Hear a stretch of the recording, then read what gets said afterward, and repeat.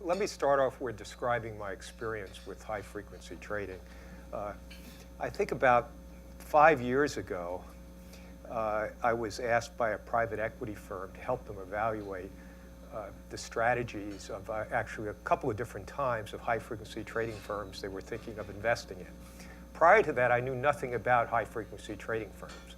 You know, I knew something about Stat-Arb, but if I had a guess, they were doing something in medium-frequency stocks and were making money in disruption there. And I was surprised that the 5 stocks with the highest volume on NASDAQ, they were involved in one side of 50% of the trades.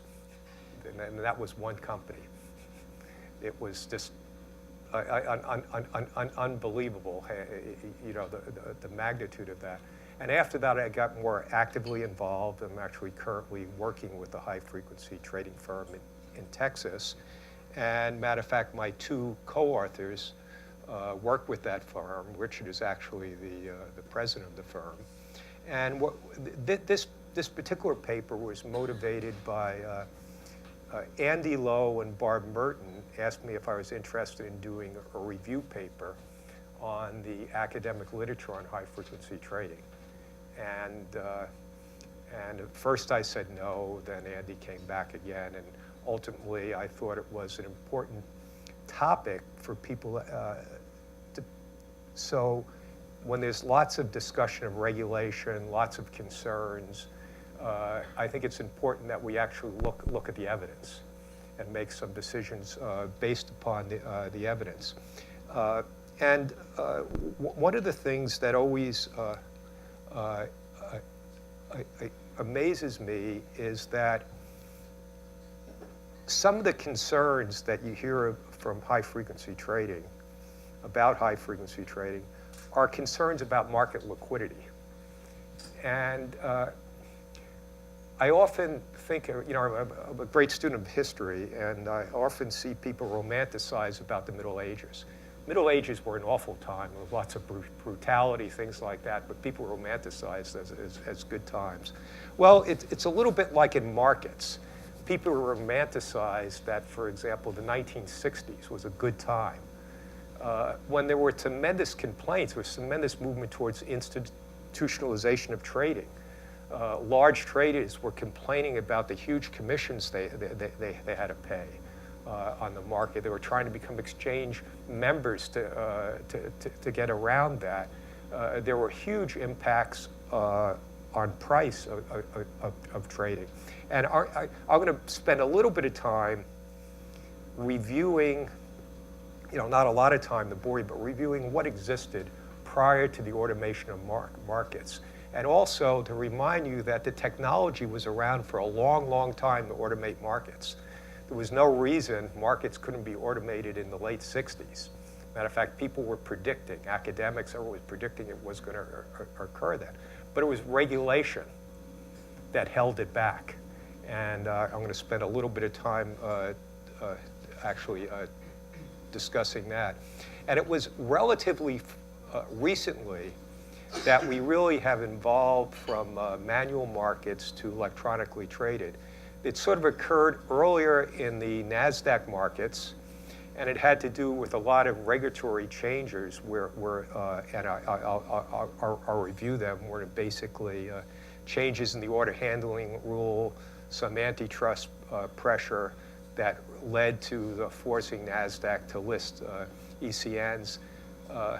New York Stock Exchange was still occurring later because there was this trade-through rule that even if something, the best price was listed on an ECN, electronic communication network, or we could say an automated exchange,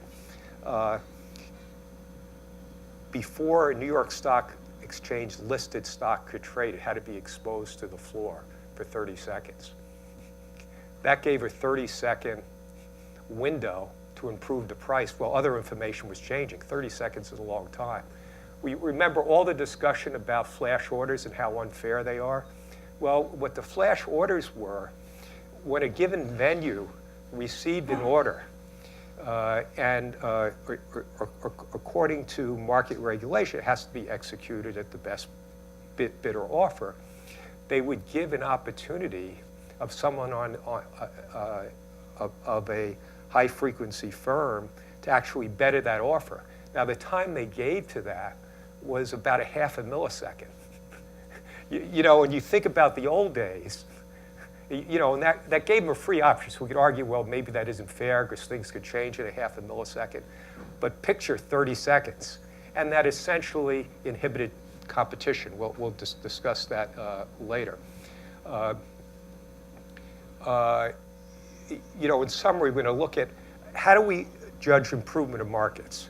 Well, and how do we distinguish between the impact of time or many things that happen in regulation like decimalization versus actually automation of markets and allowing high-frequency trading? Well, one interesting thing is that the fact that this occurred earlier for the NASDAQ stocks and New York Stock Exchange stocks allowed us to do a controlled experiment. We could see what happened to the relative spreads after the New York Stock Exchange became essentially competitive. And becoming competitive had nothing to do with competitive commissions. It was the floor of becoming competitive in trading when I refer to it, because competitive commissions occurred way earlier. But competitive commissions didn't make the dealer network competitive. And we examined the improvement by various metrics of New York Stock Exchange stocks versus NASDAQ stocks. And then we review some studies that attempt to look at not only the impact on bid-ask spreads, the impact on liquidity, not only liquidity at the inside, because we think of when the inside used to be 1/8, you know, versus the inside being a penny. Well, the relevant comparison shouldn't be the liquidity on the inside, but it should be the liquidity within the same bounds. And so you should at least look at that also when you look at trends in liquidity.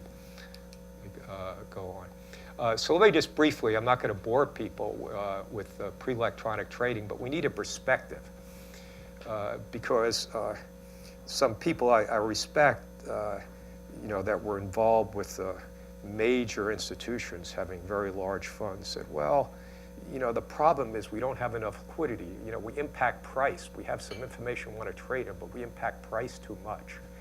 And he said, well, maybe we should do something like impose a spread or something like that on the market.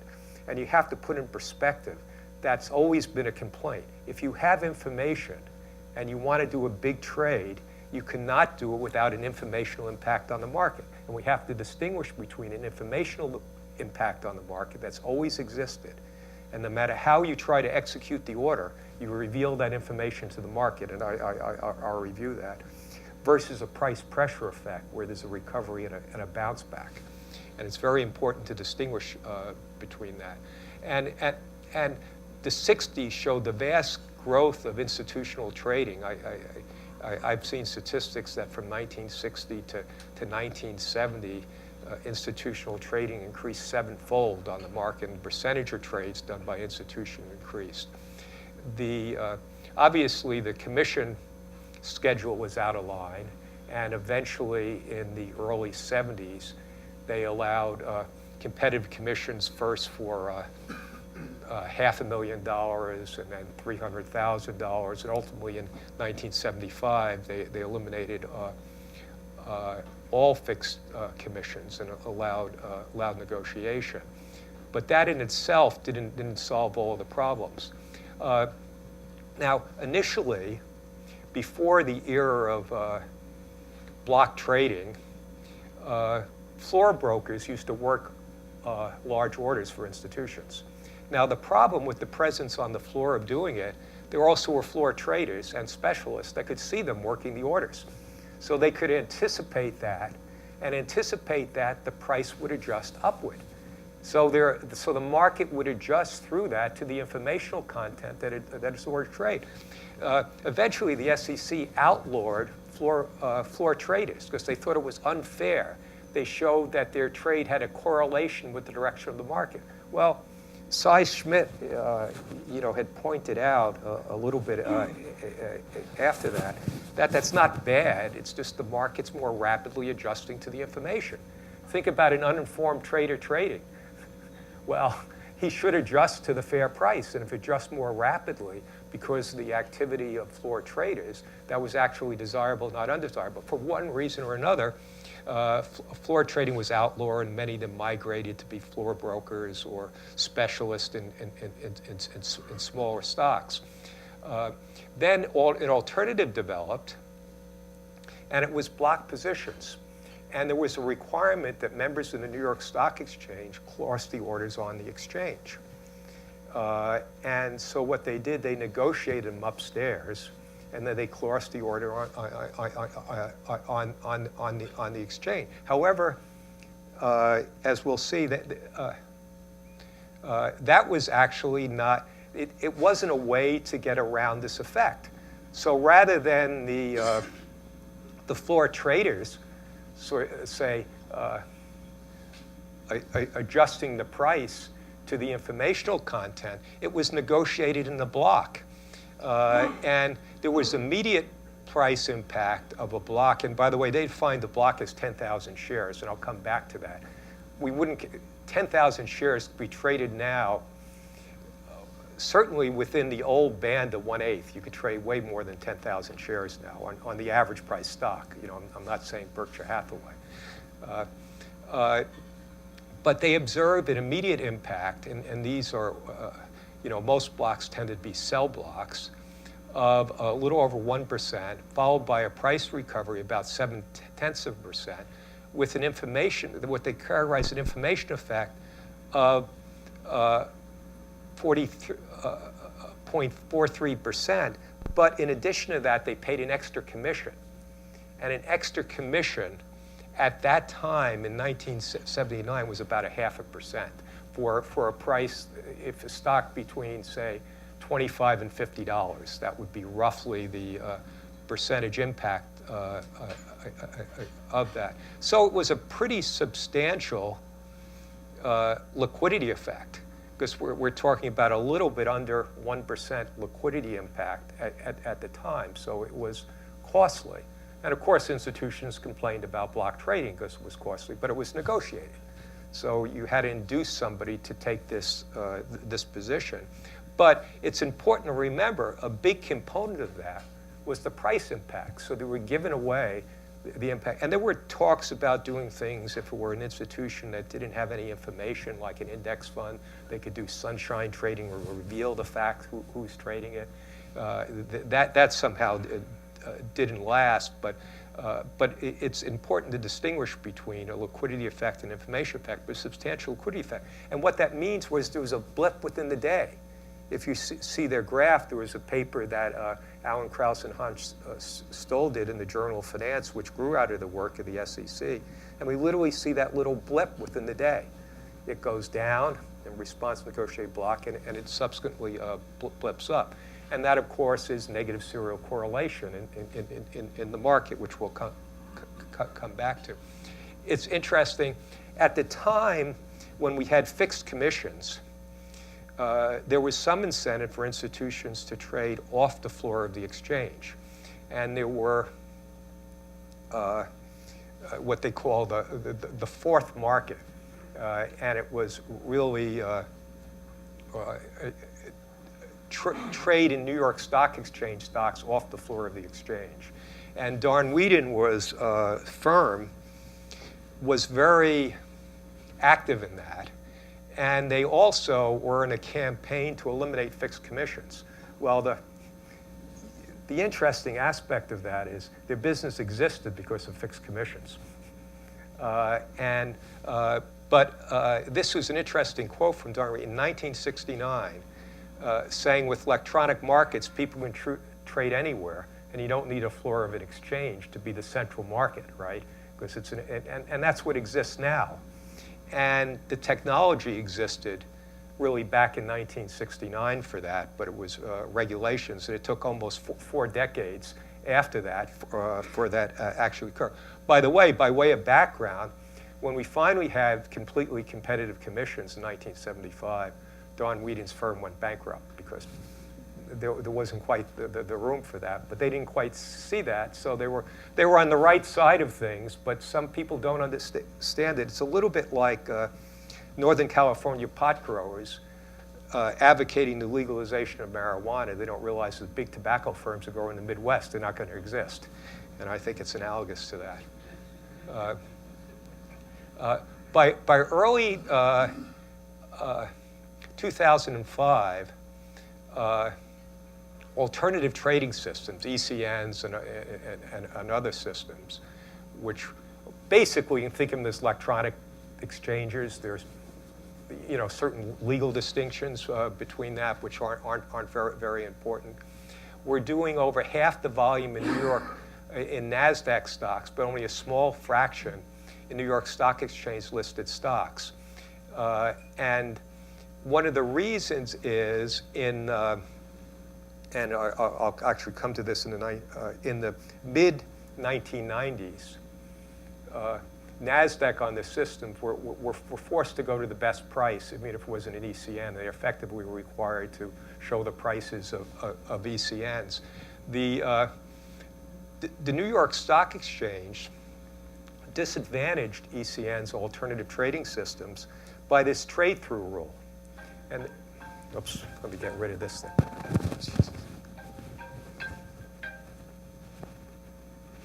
Sorry.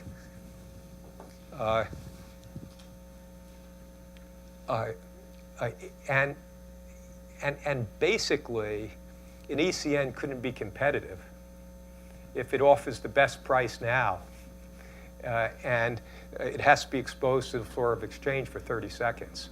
So either the exchange refuses it because things moved in the wrong direction to do it, and they don't want to do the trade, or the exchange take it. So it's an extreme form of adverse selection they would face. And what they really offer is immediacy, and that was negated by that effect. So essentially, nobody would trade with the ECNs. Everything was done in the floor of exchange.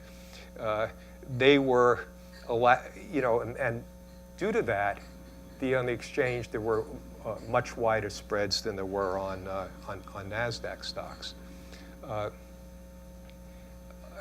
And it's interesting, by the go just prior to when the NASDAQ became competitive, go to the mid-90s, everything was still traded basically manually. We think of screens in NASDAQ, but people were pushing buttons on the screens. This wasn't done electronically by computers. The quotation system was computerized, but it was only the quotation system. I mentioned the order handling rules. There was actually some antitrust pressure put on NASDAQ. If people recall, there was an academic article that basically showed that not only NASDAQ market makers weren't satisfied with a 1/8 spread, they had to focus on a quarter spread. And very few quotes were there, and they showed that in the article. And from my understanding, from confidential sources, that there was direct evidence of collusion. And so basically there was a settlement, and later on, as part of the rules, they effectively were required to list ECNs in their quotes.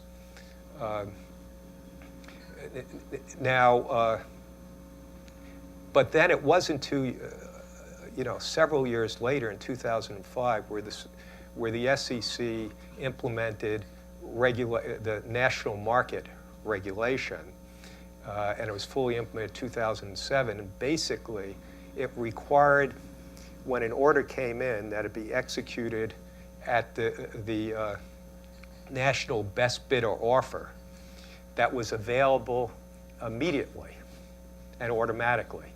So it eliminated having to have the order go to the floor of the exchange for 30 seconds. And in response to that, the New York Stock Exchange actually introduced in a hybrid system where they had automatic market making too, so they could be competitive. But what else? Let me just mention. One of the things I'll mention a little more later that happened at the time those regulations were passed. 80% of the volume in New York Stock Exchange listed stock was on the New York Stock Exchange. A few years later, it was 25%, and 25% included Archer that they subsequently acquired, which was electronic trading. So it had a tremendous impact. So just the change in that rule of regulation, so it wasn't technology per se, but it was the change in regulation. Now, I am going to talk now about high-frequency trading, and I'm going to give actually a little more distinctions than exist in the paper. But let me first of all say, there's a wide range of trading activity that fits under the category high-frequency trading. By most of it, I think most people would agree that we'd not classify something as a high-frequency trade if they're not in and out within the same day. But within that, it varies to what I would call dumb market making, not saying in a derogatory sense, but limited information market making, where your position, you're very rapidly in and out of position. Your position size conveys information. The bid-ask Q conveys information. And if the bid-ask Qs move against you, you cancel fast. You always are more aggressive on the side you have inventory. And that could be really small fractions of seconds they're actually in positions. So when you're in and out that often, your position size conveys tremendous information about what's happening in the market because it's an aggregator of information. And generally, some of those firms that do that very profitably are also significant fractions of the volume. So there's a lot of information there. And the bid-ask Q is important because when you're making a market, if you're in front of the queue, it's good if there are lots of people behind you. If nobody's behind you, that absorbing barrier has gone away. And the relative size of the queues matter. So we can think of the queue as kind of absorbing barrier. If it's very thin, there's a greater chance of it breaking through. So the optionality of being up front is worth something if you have a lot behind you, and particularly if there's very little on the other side. So if that changes rapidly, you want to cancel. And so that's one reason we see very high messaging rates associated with high-frequency trading. It's partly market making, protecting themselves, because when you put a quote in there, you basically limit, or you're giving an option to the other side to take it when it's favorable and not take it otherwise. And so when information changes, and you don't have access to information everyone has, but you do have access to what happens to the bid-ask Q, you want to get out of the way. So that is market-making activity. It's associated with very high messaging rates. It earns a profit from the bid-ask spread, which can be very narrow, right? The bid-ask spread on normal range, normal price range, actively traded stocks is a penny. Obviously, it's wider for Google and Apple and higher price stocks, even though it may be smaller percentage-wise. One interesting aspect of that, if you see the higher priced stocks, there's less benefit to being in front of the bid-ask Q, because when you have a multi-penny spread, somebody always get in front by what they call chiseling, just going by 1 cent in front. Well, if the spread's a penny, right, it still would be the same percentage of the stock price. You can't do that, and so there's more optionality with being in front of the queue. Now, they earn a gross profit, but they face adverse selection. So they try to mitigate the adverse selection through canceling fast, through limiting the amount they're quoting at any one point in time. But they still, on average, gross would lose on a trade, but that doesn't, and we'll see on the profitability, that doesn't completely offset what they make on the bid-ask spread. So they don't make half the bid-ask spread on every trade. They lose something through adverse selection, but on net, obviously, if they're in the market-making business, they should make a profit on that, and the evidence suggests that they do. Now, directional trading uses marketable orders. Now, there's a distinction between a market order and a marketable order. Nobody in their right mind puts a large market order in the market that substantially exceeds visible liquidity. because they don't know what the impact. I mean, that's what creates things like flash crashes. And I often believe that people are big enough, we shouldn't have to regulate what they did. But when I see a large institution put a huge market order in, irrespective of posted liquidity, I think, well, maybe we should have the requirements that protect themselves against themselves. But a marketable order targets visible liquidity, puts an order in for that limits the price at the visible liquidity. Or sometimes there's hidden liquidity. They might have a little bigger, but it still has the limit on price associated with it. And directional trading essentially attempts to make very short-term predictions in the market. Now, this might be 10-second predictions on where things are going to go in the market. Now, think of what high-frequency trading is doing. They're in and out during the day. They're transferring liquidity during the day. So what they're doing, if there's a trade, say a large trade or a trading program, that causes a transitory price impact, they want to take a position because that, by its very nature, should revert. So they're trying to predict transitory price movements that would subsequently revert, or they're trying to predict some information that's coming to the market. And so somebody might be wanting to do a very large trade. They want to hide it. So they have an algorithm in that gradually puts it in time. Well, obviously, you identify the price pattern associated with it, and there's an impact. Well, it's the price impact, just with an informational impact, just like existed with block trading, just like existed when you had a floor broker on the floor of the exchange trying to execute an order. There's an informational impact, and directional traders implement that. And so in a sense, I hate to say they're like floor brokers were outlawed, or they're like block traders, but what they're doing is they're causing the price to adjust more rapidly to the informational content. And of course, large traders that have information don't like that. They didn't like to pay the price on block trading. They didn't like floor traders.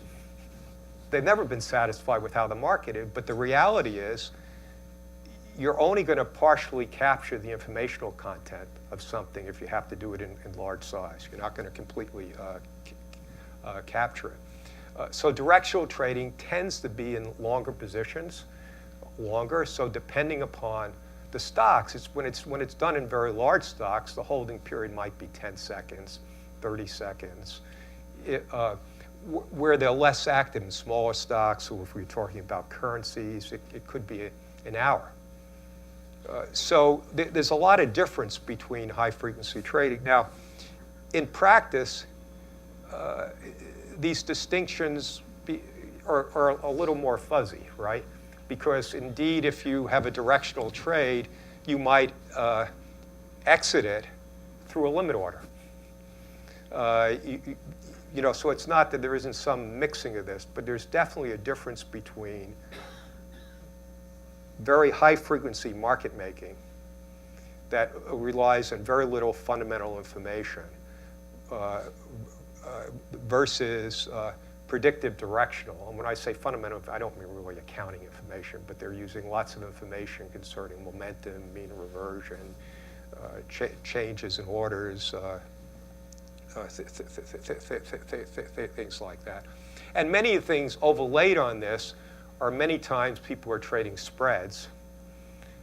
And that's usually less so in stocks, which I'm focusing now. But if, for example, if you were trading WTI futures, a lot of the trading is spreads, or there might be even trade heat versus WTI. So a lot of the currencies, trading the currency basis. Matter of fact, that's the most popular way to do high-frequency trading. So the high-frequency trading firms that have the largest market share associated with currencies are all doing spreads. It's a cash and carry basis, which tends to be done in stocks when you could do individual stocks versus futures, or so there are many spread type trades also. Now let's look at the evidence. First of all, let's look at bid-ask spreads, and we can start off with we'll first look at bid-ask spreads 1993 to 2002, when it really had on New York Stock Exchange stocks had really nothing to do with automatic trading and more decimalization. Then we'll look after 2006, where it had a lot to do with the automation of markets. Not spent a lot of time. This is the early period, and this is measured effective spreads that are measured at where you traded relative to the mid-market. And we see decimalization definitely had an impact on lowering them. But there was no major regulatory impacts on the New York Stock Exchange prior to that, other than obviously competitive commissions, where I don't want to downplay. Now we look at the situation in 2006. And remember, NASDAQ was essentially automated before, and New York Stock Exchange stocks weren't. And you see the spreads on New York Stock Exchange stocks were substantially wider than on NASDAQ stocks, and they narrowed subsequently. And and also if you adjust for size, you see exactly the same pattern. Now, what are the causal effects on that? Well, clearly here, when we compare New York Stock Exchange to NASDAQ, automation had something to do with it. The breaking and monopoly of the New York Stock Exchange had a lot to do with it. And simultaneous with that, high-frequency trading came about in New York. There was one high-frequency trading firm that when the New York Stock Exchange was slow, they wouldn't trade on New York Stock. When it took, even later on after this, when it took a second, they wouldn't trade. And after, when they came faster, they actually traded it, and things improved. There was an interesting experiment, and that happened when Tri-X, which is a major alternative trading system, actually implemented their trading system for Dutch stocks a year earlier than they did for Belgium stocks.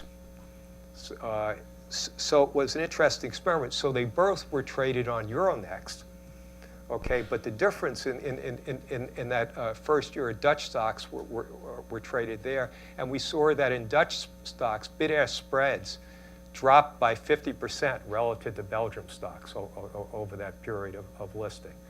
So we just see the impact of high-frequency trade, and that was only a single high-frequency trader existing in that market, and which it was all but revealed. The name in the paper was GetGo, who was.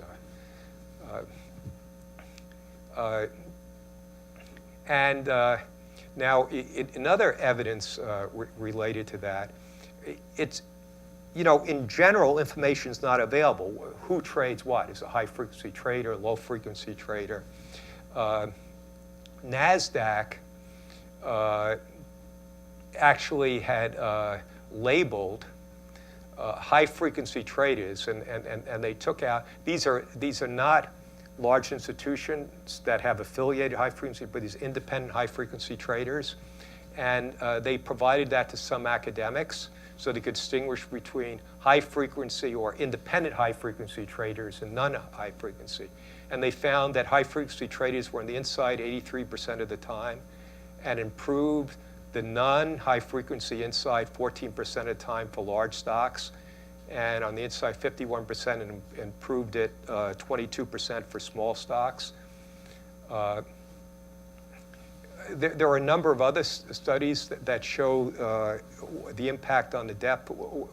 Oops, let me go back there. I found one of the more interesting statistics was not only does liquidity on the inside increase, but the medium depth within a 6-cent band, which is roughly the band use of 1/8 spread, is 10 times greater than available on the inside. So there's a huge amount of liquidity available in what used to be the old spread side. Matter of fact, what used to be classified as a large block trade that had been off the floor, you could easily execute within 1/8 on almost all stocks, and that was defined as 10,000 shares or over a million. This is the display depth on the inside. And you see, obviously for large stocks, that had gone up a lot more for small stocks. And it's the larger stocks that high-frequency traders are most active in. But there has been an improvement for the smaller stocks, as evidenced by the Russell 2000. And this is the slide that relates within 6 cents. And we see how that has gone up substantially, that type of liquidity.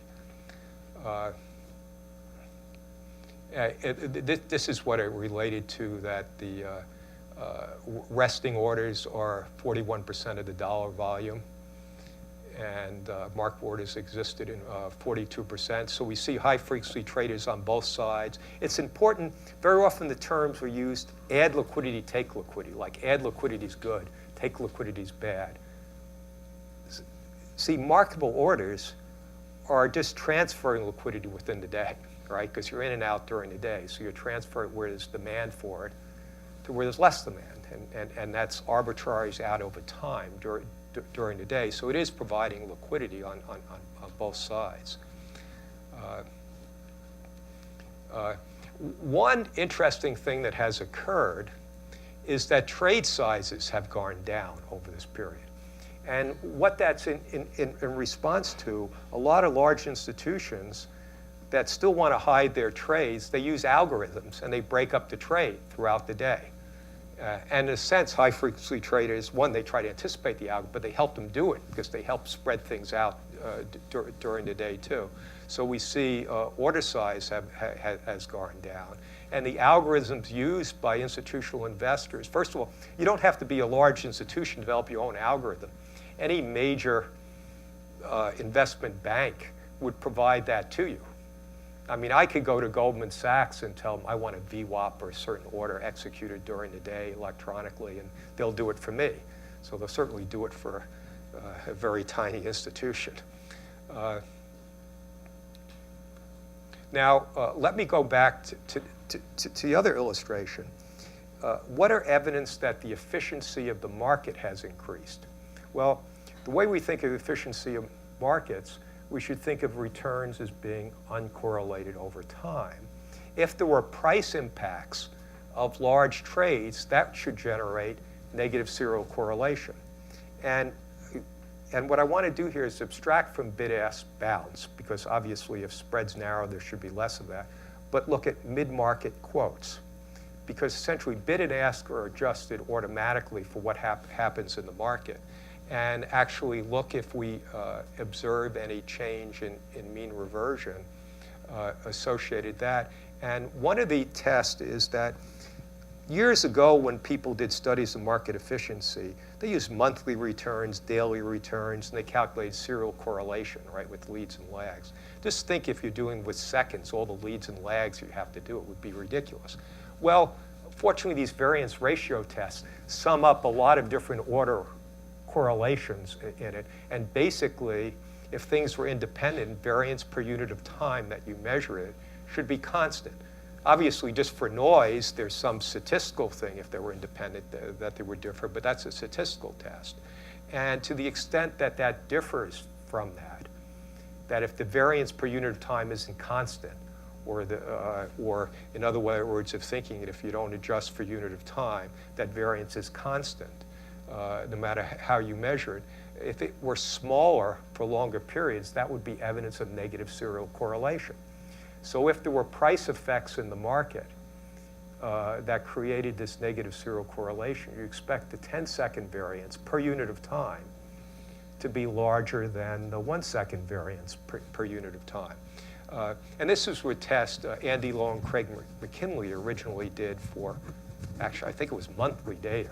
But it lends itself to daily data. And the interesting thing is that if we start out, and these are large stocks, the Russell 1000, and the reason we're doing the 1000, not the S&P, we want to have both NASDAQ stocks and New York Stock Exchange listed stocks. And we see if we start in 2006, both for the NASDAQ stocks and for the New York Stock Exchange, they were below 1, but substantially lower than one for the New York Stock Exchange stocks. But we see when the New York Stock Exchange became competitive, we see how that approached one. Not only approached one on average, but if you look at the individual ones and you say, how many are significantly lower than one at the 1% level? You see that, or excuse me, at the 5% level, you see that approach 5% too. So you could see a tremendous improvement for the New York Stock Exchange. Not much, some change for the NASDAQ, but very little change relative to the New York Stock Exchange. So you could say that the impact of trades creating negative serial correlation in the mid-market price tended to dissipate over the periods that the markets automated. Now, people are often concerned and say, what about small stocks? Everyone neglects small stocks. And it's still below 1, so there still is negative serial correlation in small stocks, so there are price impacts. But it's less. It improved on net for the small stocks. Now, one related study, Henderson and Riordan attempted to distinguish between the permanent price impact and the transitory price impacts. And we'll look, it's important to do the definition. In efficient markets, obviously the permanent price effects would have to be a martingale. So it should be uncorrelated over time. So they said that was a function of the unanticipated order flow, and while the permanent effect, while the transitory effect could be attributed to the total amount of trading, and when you do this in a multiple regression, it's really the anticipated portion. And this is their model. The price impact, the price is the permanent effect on price, plus the transitory impact on price. The permanent effect is the previous effect plus a random component. That increment to the permanent effect depends upon unanticipated, and these are initiated orders, which we're going to think about marketable orders, and these are the passive, which we can think as limited orders. And we want to see the different impacts of these. Now, what we're going to see in here, that on the initiated ones, it's positively correlated. They trade in the direction of the permanent price movements. However, the passive or the resting orders or limit orders that are making a market subject adverse selection, right? So that's negative, and they have to make that up in the bid-ask spread.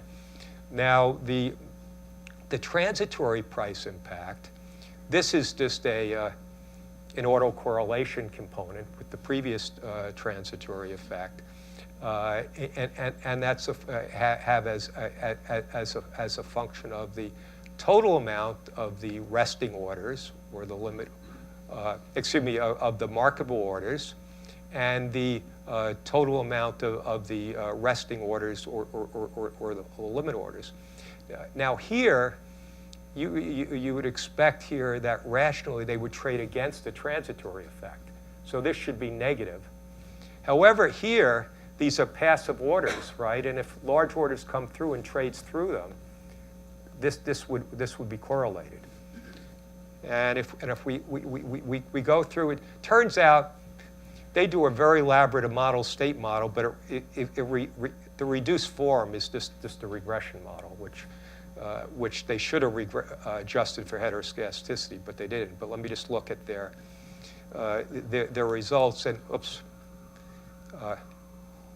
and consistent with what we were saying, if we actually see the effect on the marketable orders, on the permanent component, it's positive. So I hate to say it, but like floor traders, right? They traded in the direction of the permanent price change. It's completely the opposite with the passive orders in market making. They subject adverse selection, right? They traded against that. And if we see on the other side with the transitory effect, this is just the autocorrelation effect. the transitory effect of the initiated, that the active market board traded against the transitory effect because they want to drive things back, right? Because that's a discretion. The marketable orders, though, they were resting, right? And when there's this transitory effect, they can be traded through and things keep moving, right? So they were against that. Again, that's a component of adverse selection. So again, this is consistent with the same interpretation.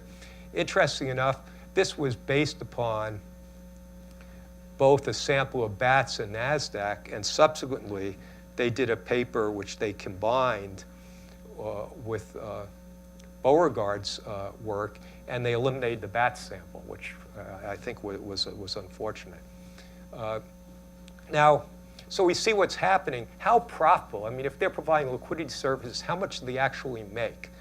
And Beauregard did a study of high frequency, again, in the same sample with the NASDAQ trader, and he found it's 0.7 of a basis point was their profit, and that's before their infrastructure. That's the gross trading profit. It's very, when extrapolating the market, he estimated that industry-wide there was a $2.8 billion profit. Again, that doesn't represent high-frequency trading within larger firms, because that was not represented in the sample. Henderson and Rayoden found that marketable orders, informational content is sufficient to overcome the bid-ask spread. So obviously, you're paying the bid-ask spread with marketable orders. Your information advantage is sufficient to overcome that profit from that. And resting orders, which are the limit orders, the market-making orders, result in positive revenues because the bid-ask spread overcomes the bid-ask spread and liquidity rebates that some of the exchanges provided overcome that. Also, Beauregard found that HFT margins, and really it was a peak period, 2008 and 2009, were only 1/7 of what specialists were after decimalization. So we see the increased competitive of the market lowered profits associated with market making. So when we think of the profits being larger high-frequency traders, they're nothing compared to what the profits of specialists were. And this is just other data related to messaging rate. And I don't have to spend any other time left. Let me just answer any questions which anybody might have. Yes? Rebates, and you also mentioned BATS and NASDAQ. They have different rebate amounts, right? Yeah, if you factor in rebates, how does that change this? Another question is, what was the total rebate? If the total rebates were $2 to $3 billion, that's all your profit. No, they're not. The rebates are tiny. Because you see, what the exchange wants to make the same amount of money. So the net fee that one side pays, so if you're giving a rebate for adding liquidity, the net fee that someone has to pay that's taking liquidity has to exceed that, and the exchange fee is the net. And there are also different models. And so these are tiny, tiny fees. However, there is some impact. So there's a bias, for example, to add liquidity in an exchange that pay a rebate to adding liquidity. However, some exchanges have reversed it. They give a rebate for taking liquidity.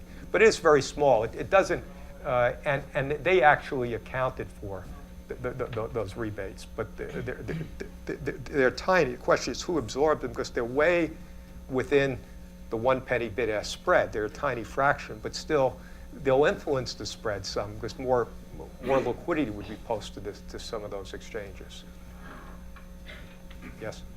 So the senior members of the brokerage industry, including, I believe, the SIA, and I've forgotten his name now, but a fellow who used to be head of PRUBH or Prudential Investment Banking has been going around and making a serious argument that decimalization has had a deleterious effect on the equity markets, as shown by the shrinking percentage of the equity markets of the total capitalization, the decline in IPOs, and the lack of analyst coverage for many sort of medium liquidity stocks. Do you think that there's any merit to those claims, which are being let me say, lots of things have occurred throughout the years. Certainly, if when commissions were fixed and they were too high, typically way too high for institutions. They had to give institutions soft dollars, right? Institutions paid for research. Arguably, there was too much research being done then because you had to buy it. And there was less returns for research because those were the same periods where people did the studies of mutual funds and showed not only did mutual funds perform less actively traded mutual funds do worse than index funds, that you had to add back the commission costs and the expense to get them to be equivalent to that. So, and I think there have been some recently studies done, particularly of funds that tend to be more orthogonal with indices, that there is some benefit to active trading. And there's some evidence of that in emerging markets. So there could be an argument that was an overinvestment in research in the earlier periods when things were bundled and taught. But it's no doubt the bundling produced more research, right? But did it produce too much is the question. And I remember when decimalization first occurred, and Goldman Sachs at that point owned Spear Leeds, and I was in an equity risk committee meeting with these guys. And they were very bright. They said, this is going to improve specialist profits. They were convinced of that. And it was kind of a weird argument, but obviously it wasn't true. And so we see clearly trading costs have gone down in the market. There's been liquidity. I think IPOs have a lot to do with where the direction of the market has been. You know, when the market's doing poorly, IPOs are down, and they're up when the market's doing well. I think that. 15-year trend. Yeah, I think very few people are going to do IPOs with bats, you know, because how it was handled electronically, and and I think people for a while still use traditional underwriters, but it's hard to say why electronic trading should have anything to do with whether IPOs are successful or not. It's not Grant Thornton, David Beal, he has a lot of data. That's, Yeah, David has a lot of data that proves the point. I think it's pretty compelling.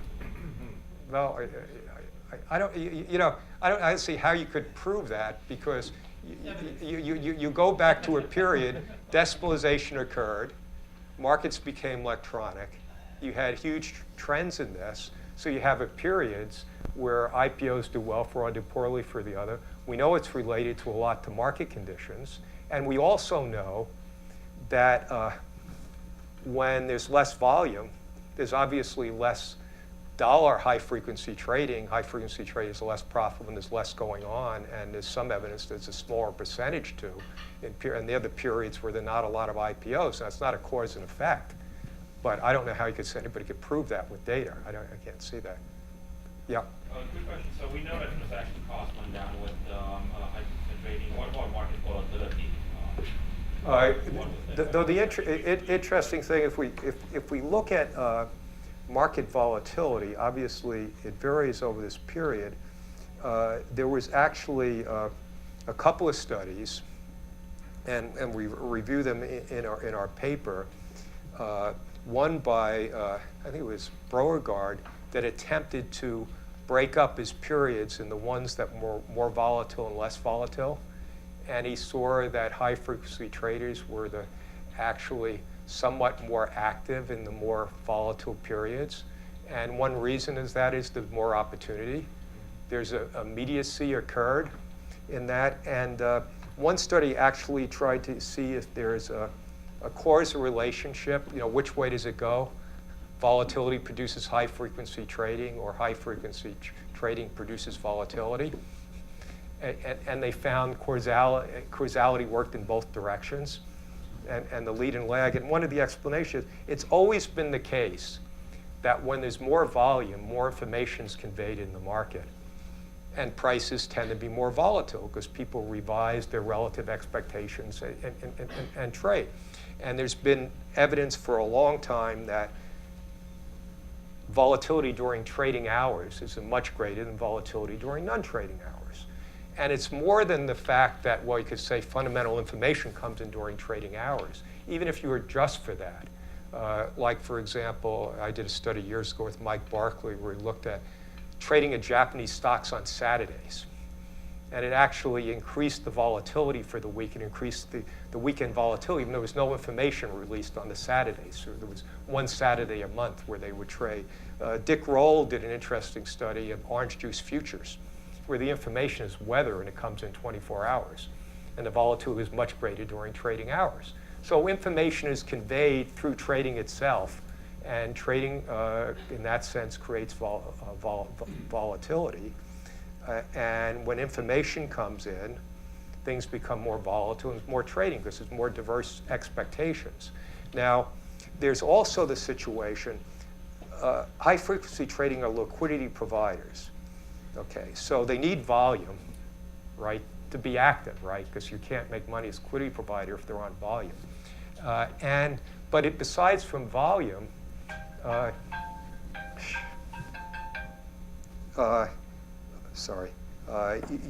you need volatility because volatility creates a demand for immediacy. And also I distinguish between high frequency market making, dumb market making, works very well in low volatility periods, but high volume. So it still likes volume, but not necessarily volatility, because it makes money off the bid-ask spread. However, directional trading requires some immediacy where there's some impact on price that they can arbitrage out.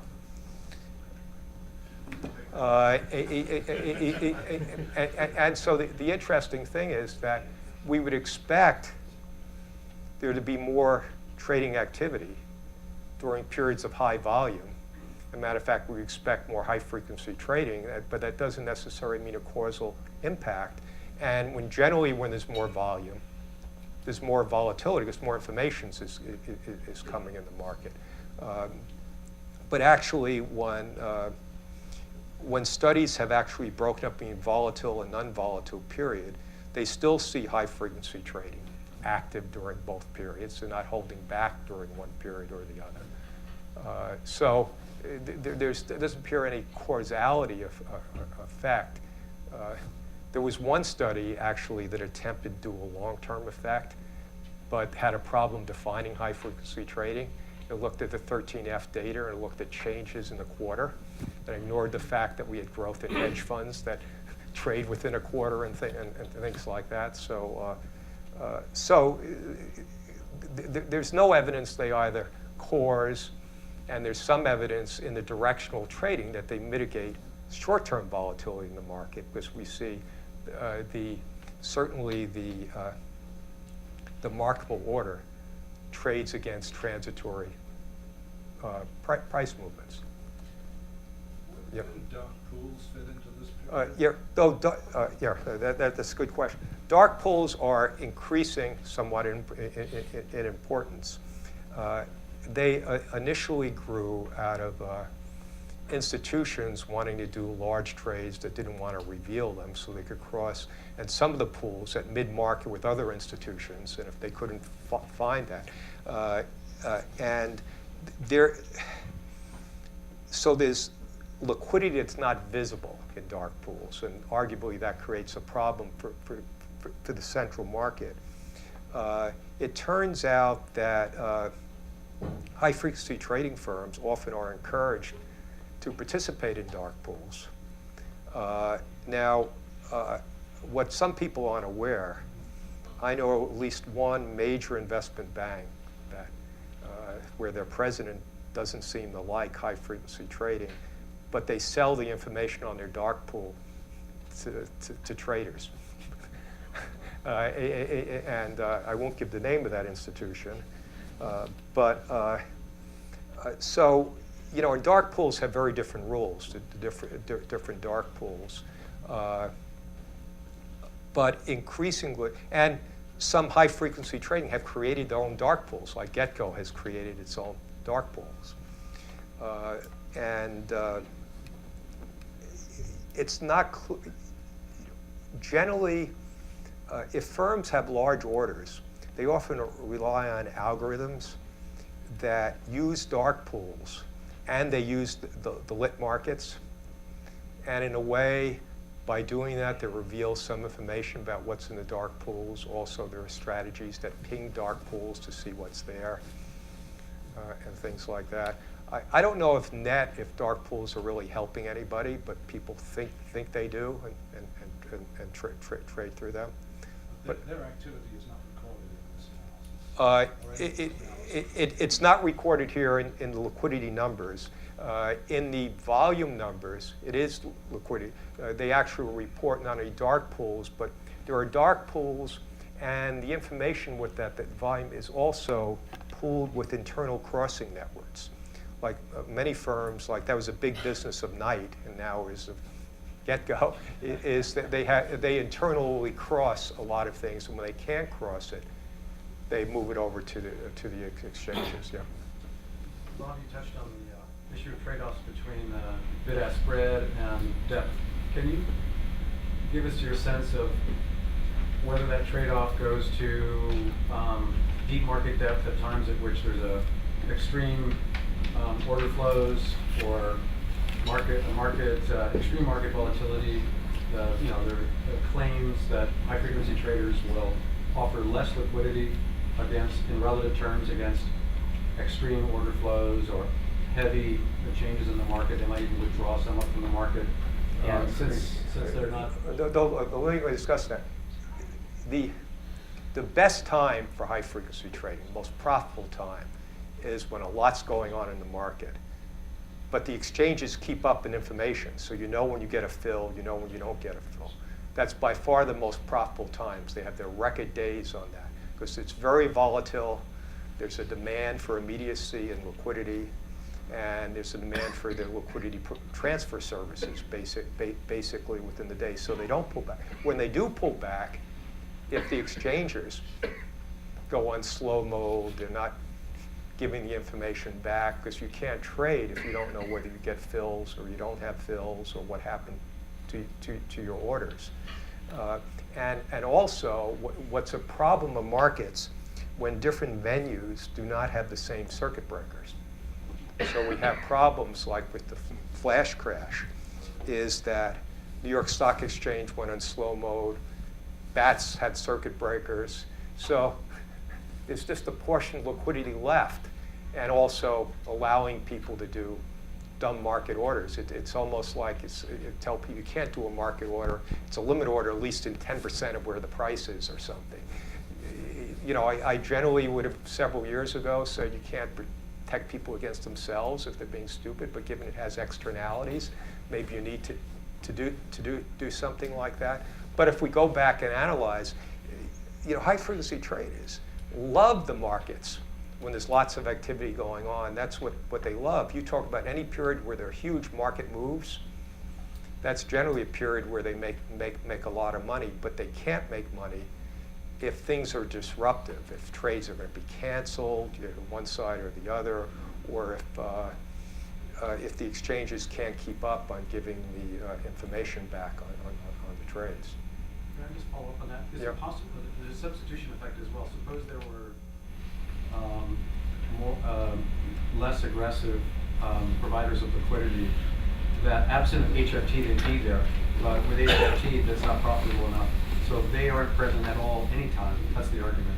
And then when extreme demand for liquidity happens, you're relying entirely on HFT. That's a kind of related story. What do you think about that story? Though, the interesting thing is HFT and firms are not just there on the inside. They're latted in. And there are some trading strategies that only want to take a position in more extreme. So that's why, for example, you see much more liquidity. I don't know if my number was 7 times or 10 times within 6 cents of the mid-market than you do at the best bid and offer. And so there is a lot of that just occurring through these electronic firms. And these days, anybody has facilities to execute some things electronically and fast, because you can rent those services essentially through brokerage firms. So the argument that, let's say, only big institutions can do this, small institutions can't do that, can't come in the market. Well, they can. Goldman Sachs would be very glad to do that for anybody, let them use their algorithms in turn for a very, very tiny commission. A little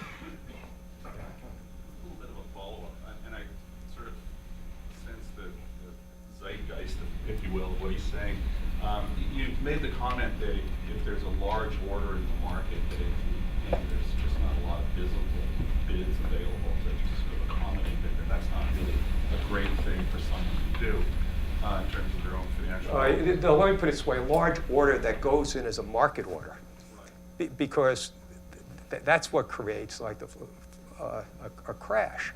And then it builds on itself because you have some circuit breakers hit, not others. There's less and less available liquidity, and it becomes a disaster. But I think the thing that most people are innately finding unnerving about all this is when you exist in a world where people are co-locating servers so electrons travel shorter distances to get, Yep. there are big gaps there. And the limit, a large order in the absence of any bids at all in some very small discrete period of time is epsilon. I mean, anything could be considered a big order. And I think that some of the events that we've seen over the last little while are indicating and are effectively signaling some significant structural inefficiencies in the market that could display themselves in ways we can't anticipate just yet. Right. Though this is the thing is, who, and I would say this who would put in their right mind something way outside available liquidity near the inside in the market and not put some limit on the price? Because there are times, right, there's lots of invisible liquidity exists in the market. Like there are many exchanges where you could post invisible invisible liquidity.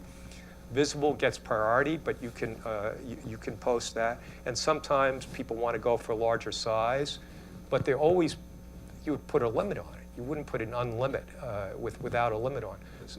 But even if you did put a limit, or you just executed some small amount, that even if it was executed at a very, very low level, it didn't trigger a huge loss to you as the seller, so you weren't worried about it. You would still have transactions occurring potentially at very low prices that could have significant impacts on people who weren't transacting. Let's look at that. If you traded something, and if you're trading size, presumably you trade on some information, people are going to ascertain that, so there'll be some information effect. The transitory effect, if it went in there, that's what motivates high-frequency traders to go in. That's what motivates marketable orders to go in, because they ascertain that the mid-market has gotten out of line and they expect it to revert. What are they looking at in that? Well, they're looking at other related stocks. They have, some of them have some screens to say, make sure some particular announcements hadn't come into stock, that it's fundamental. If it's an oil company or producer, they're looking at WTI. They're looking at lots of things, attempting to make a decision that that's a transitory thing. And they'll come in essentially motivated to make a little bit of money on the trade. And by a little bit, I'm really saying if we look at the average profit of those trades, they're quite small. We're not talking about a penny. We're talking about a tenth of a penny. But precisely those things. So they would like nothing better if somehow there was this huge impact that they could come in and arb out that didn't create a market disruption or didn't have such an impact that their trade is going to be subsequently canceled. So a lot of the things that occurred when people point to these disaster points, we think the flash crash, lack of uniform circuit breakers, allowed to do an order without a limit, a market. Or look what happened at Night. Night was supposedly, totally lacking risk control, was testing a system where they weren't even supposed to be trading. And the system they were testing was actually a new system that came in the New York Stock Exchange, where they give more favorable quotes for basically retail and for actually internal crossing networks layoff, which was questionable whether they should do that. And it was executed where they didn't think it. Well, that's a total lack of risk controls, and they hurt nobody but Night, but I would contend they deserve to go bankrupt for the lack of risk controls there. But, you know, if you point to those instances where those things have occurred, you can kind of, you know, it is a failure market structure. And sometimes, you know, you can't, we have to really talk about the automated marketplace, co-location, everything that allows this, right? Allows this type of trading to take place. But everybody's participating in. You know, institutions participated in through algorithms of executing their orders electronically too. And small ones could do it through brokers. So now, if uniformly everybody were slowed down, would it matter that much? You know, like now we're way short of a millisecond. We're talking about turnaround times, I don't know, 250 microseconds, and you know, it could. I'm sure. Does it really matter to get it faster? It only matters in a relative sense, because if you're making a market, you have to be canceled as fast as anybody can get there. You know, you don't have to cancel faster. It matters where you are relative to others. So if nobody could be ever faster than that, it wouldn't really matter. It wouldn't affect the efficiency of markets, you know, certainly very much. But however, if you handicap and you say, if you're providing liquidity, you have to have the order in there at least for 2 milliseconds. You're setting that up for adverse selection. You're going to widen the bid-ask spread. You know, so it's true. You're saying, well, who's benefiting from higher speed? Well, arguably, if there were a speed limit on everyone, going faster really, I don't think, would be contributing very much. You know, particularly the level we're at. You know, I'm not arguing if we were at a minute or something, but the level we're at. However, you can't, proposals that handicap a liquidity provider are not a solution to getting more liquidity in the market. Yep. Give us a number you mentioned, total profit of HF firms are about 2.6 billion. That was Brogard's estimate, 2.8, yeah. How does that translate to the top line or total economic activity of high frequency firms? That's the profit line. What is the top line? Though the top line is less than, you know, I was quoting Brogard.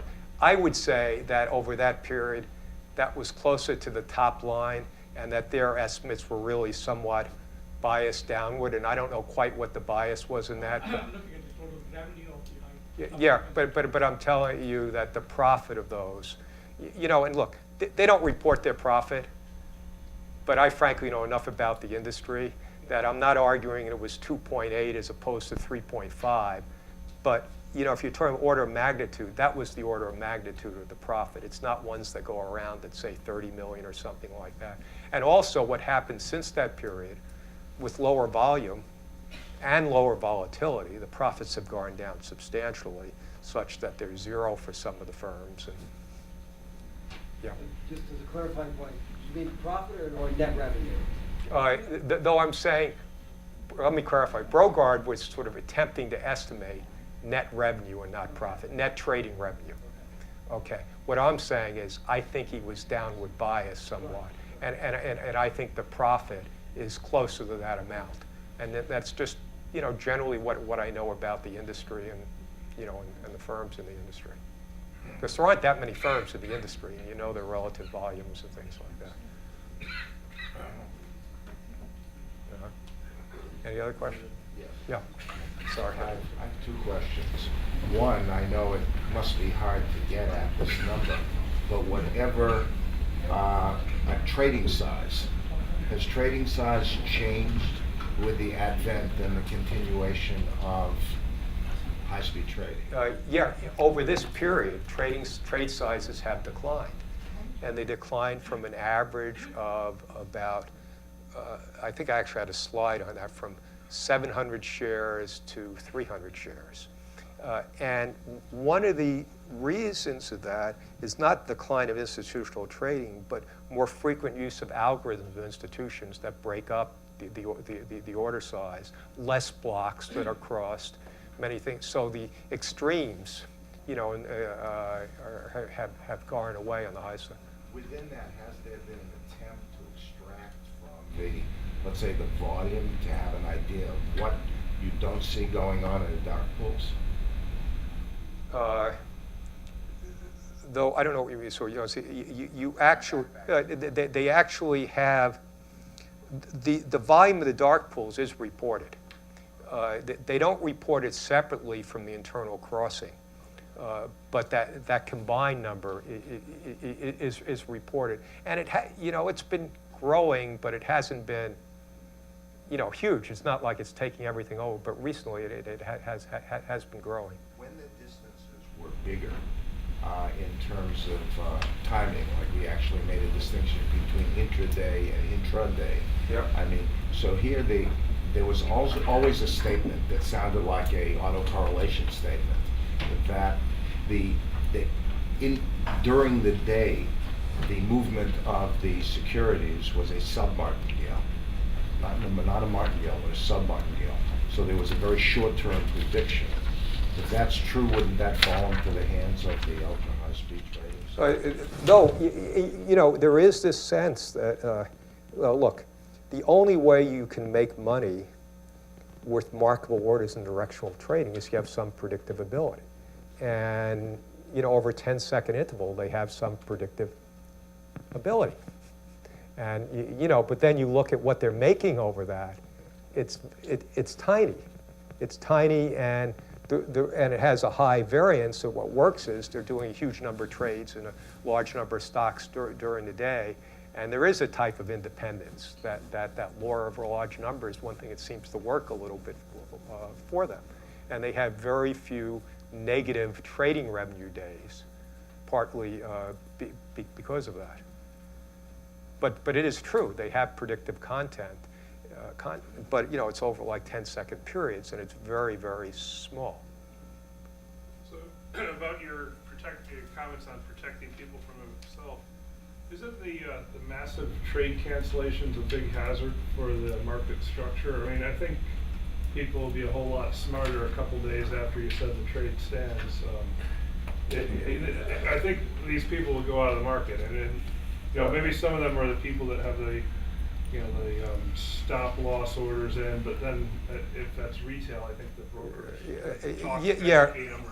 I think if they have the right circuit breakers in, and they have them applied uniformly, the instances where they have to cancel orders have to be just gross errors on something that violated them. Because really, where they're canceling them, where there's been big movements, and there was a lack of liquidity there. And Night was an example. So why should they cancel those? though, did they cancel? They canceled a lot of them. They canceled a lot of them, but they still, I'd go bust, So Knight had to come up with a, and I don't think they should. I don't think they should do anything to help a firm that does something stupid and loses all their money and doesn't harm other people. And so. With the people that were stepping in there and hedging, they had one half canceled and then they had their hedge at some other. Yeah, I mean it's a mess, and I agree with that. It's a mess when you think, because everybody's bouncing a book, and you have a position, you sell another one, and you think you're flat, and you have one side canceled. It creates havoc. And if you think that's going to happen, you don't like to provide liquidity in those types of markets. But I think you have less need for that if you have better market structure rules and uniformity of the rules across the different trading venues. And not one menu target, or my rules are better than their rules. It's uniform rules are better than diversity of rules. It's the key. Yes? Suppose the transaction task kill Though it's the interesting thing, we discussed it a little bit in our paper, and it depends how it was implemented. Like initially, that the transaction tax, first of all, let me tell you, the one they implemented in France, is as long as you clear on the same exchange, within-day trades are not subject to the transactions tax. So if you have a transaction tax like that, where it basically looks to what happened at the clearinghouse, and if you're net flat at the clearinghouse at the end of the day, it doesn't apply. So that type of transaction tax impacts volume because it impacts other traders. the type of one they have in the UK. For example, dealers are exempt and affects institutions, so you argue pension funds trade less in the UK because of that transaction tax. Now, if you literally had it on high-frequency trading, even if it was very small, that small profit that you see, it would more than eat up that. So if you were to provide liquidity and you're going to have to pay it, you have to widen out the spread. And if you take liquidity, you have to pay the higher spread, and you have to make it in and out, so you demand a higher profit, so you could have bigger transitory price movements in that. So it's not that you wouldn't have trades and you wouldn't have high frequency. You definitely have less volume, but it would have a tendency to widen bid-ask spreads. But that doesn't occur if in the case of the French tax. And it wasn't clear they actually implemented what was going to happen. You know. Any other? Yes. Just quickly, do you know how do you have any thoughts about how this proposal, this idea about increasing the minimum tick size for smaller stocks to 5 cents? I don't know if that's still even on the table, but do you think that would really help with increasing volume? Or? Yeah, there would certainly be more. See, this is the thing, and this is what happens, is that it's not only, what I was saying before, if you go within a wider bound, more liquidity is posted, but what's the advantage to posting visible liquidity? The advantage is other people are behind you, you're in front of the queue, and you have the option, when it's favorable, of being hit when you want to. And if the spread's wider, and people can't chisel in front of you, that option has value. It has less value for the smaller stocks when they might normally, let's say, not be a penny.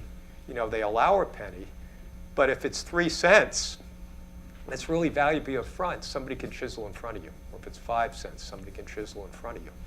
So maybe 5 is not, doesn't mean that 5 is the best. No, I'm saying, but there's, in other words, an argument could be made for that, and it certainly encouraged people to post liquidity, to be more advantaged to post visible liquidity in the smaller stocks if the spread were wide. The interesting thing, there's nothing very logical about a penny. A penny applies to Google, and it applies to a $10 stock. While Google, obviously it's always wider than that, so it's entirely different dynamic with a stock like Google or Apple or something like that, where arguably the spread's too narrow to really profitably be a dealer, but on a $10 stock, a penny's pretty wide. And so it's be much more logical having something that was more based on a percentage than cents. Okay. Thank you very much.